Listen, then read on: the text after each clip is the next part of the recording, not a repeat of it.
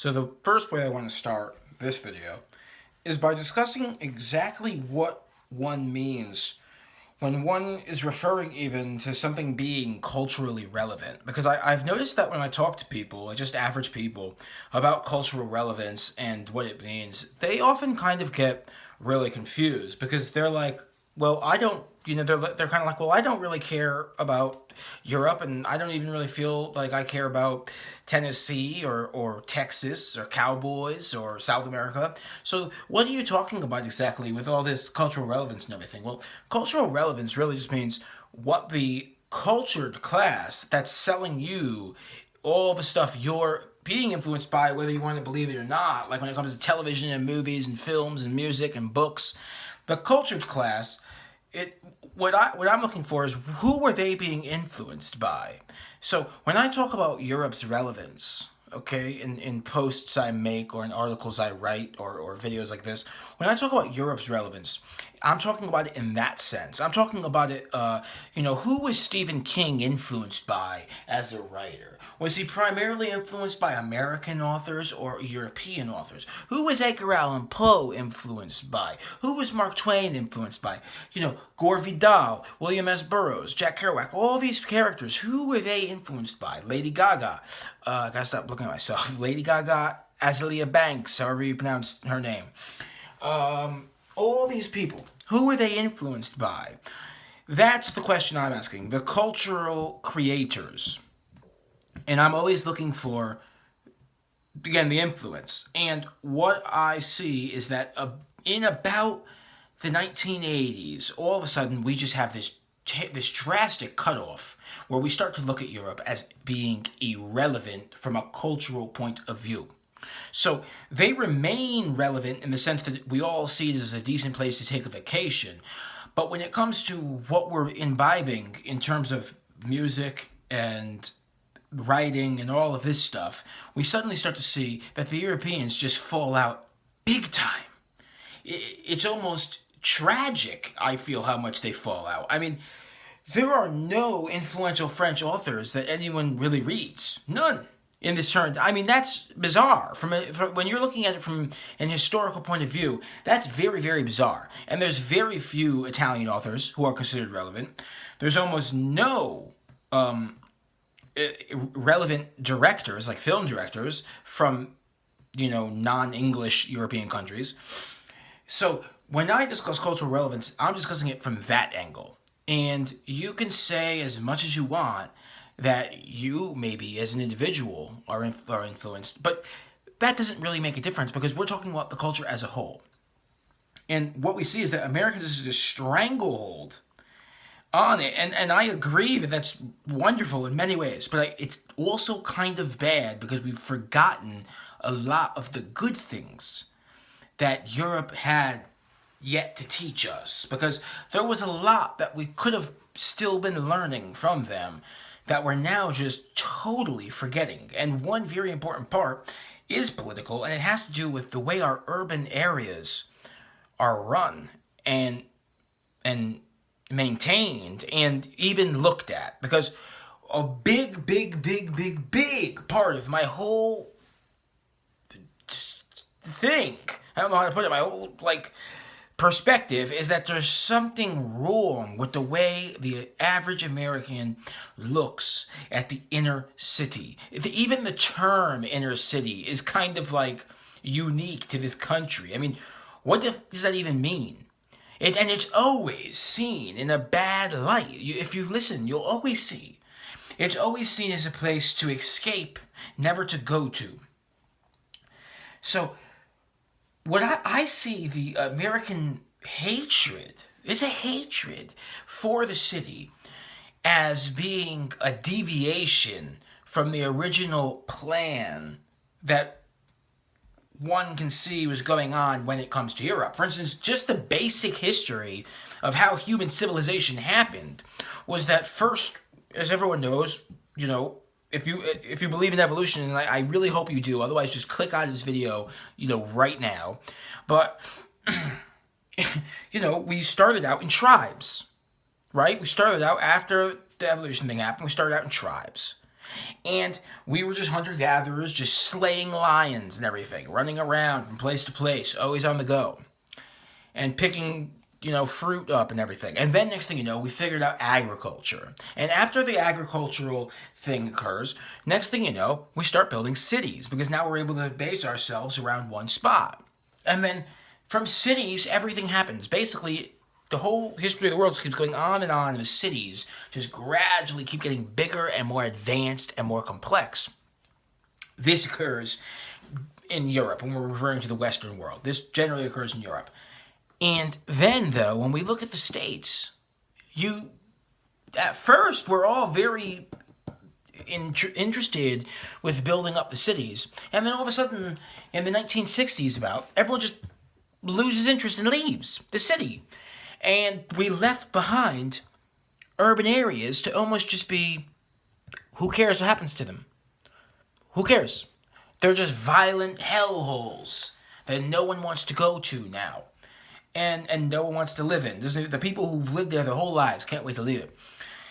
Cities have always had problems throughout human history.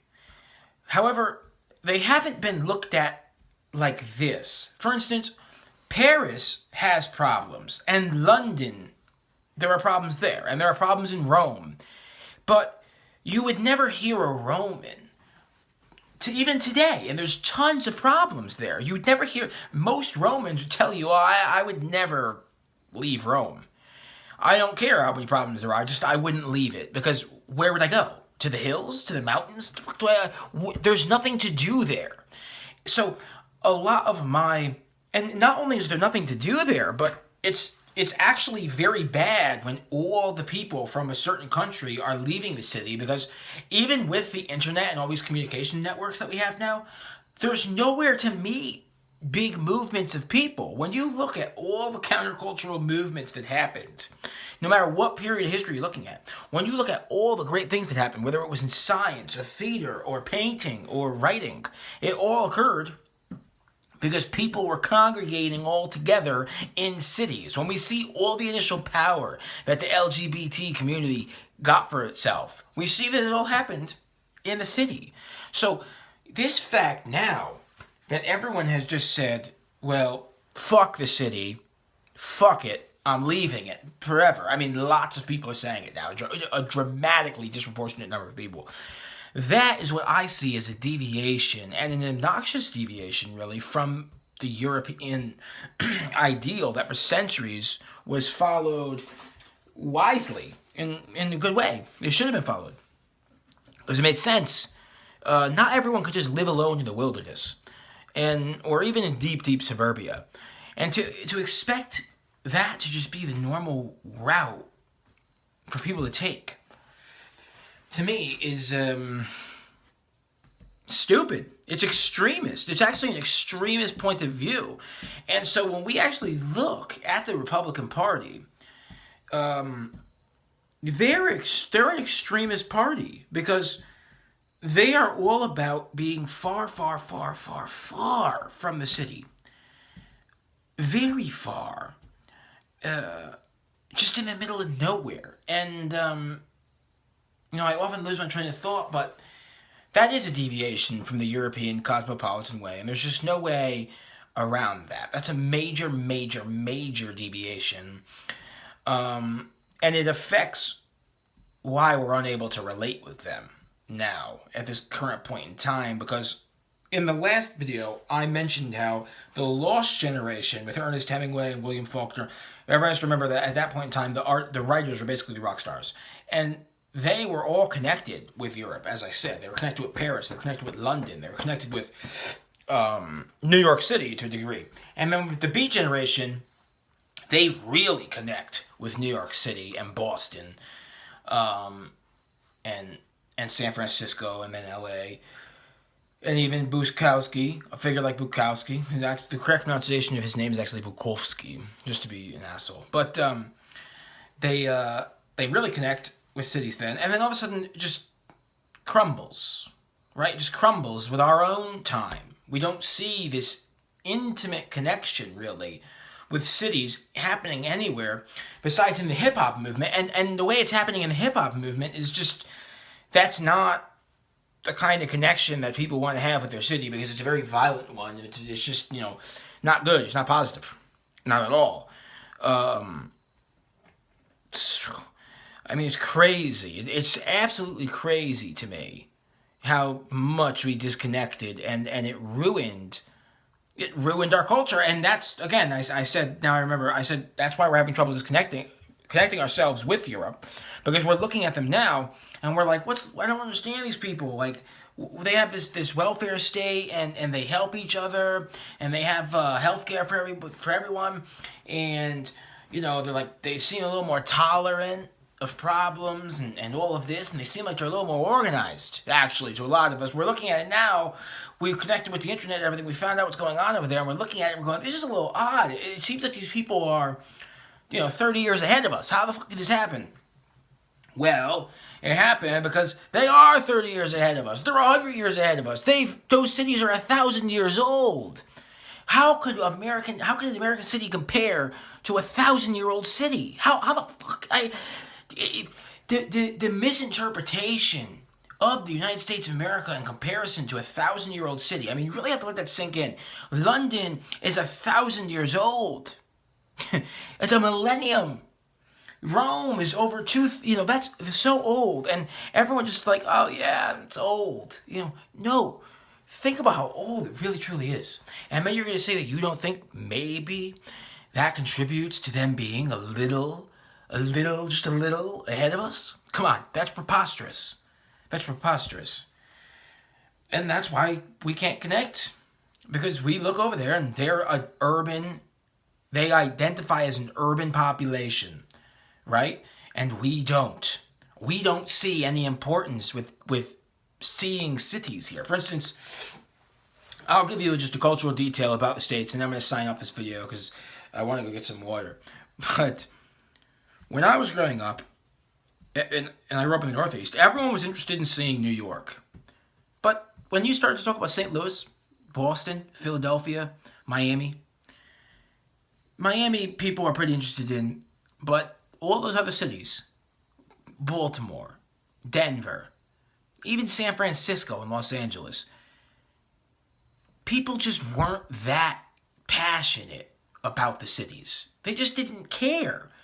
I got to see it. No, it never happened. Even New York was almost downplayed a lot, especially with guys. If I talk to guys, they just didn't even care about New York one way or the other, even if they lived 30 minutes from it. Versus when I started to meet Europeans, I started to talk to them, and I found the most baffling thing. They were obsessed with visiting and touring every city that they could get their hands on. They wanted to go to Berlin. They wanted to go to Manchester, London, Paris, Florence, Venice, everywhere. They wanted to just see all those cities. And I just thought this was so odd, because I was almost expecting to find the European to be just like the American and to be not interested at all in his own European cities. Instead, I found that he was even almost just as interested in the European cities as I was as an American, as a tourist. And that is odd. So that is very odd, and I know for a fact that it's not the case in the States. Nobody's interested in cities here. They don't give a shit about them. And that's why they're fucking destroyed. It's very simple. They don't care about them. They look down on them. It's a cultural detail that is very unique to us. That's it. That's all I have to say here. I'm tired.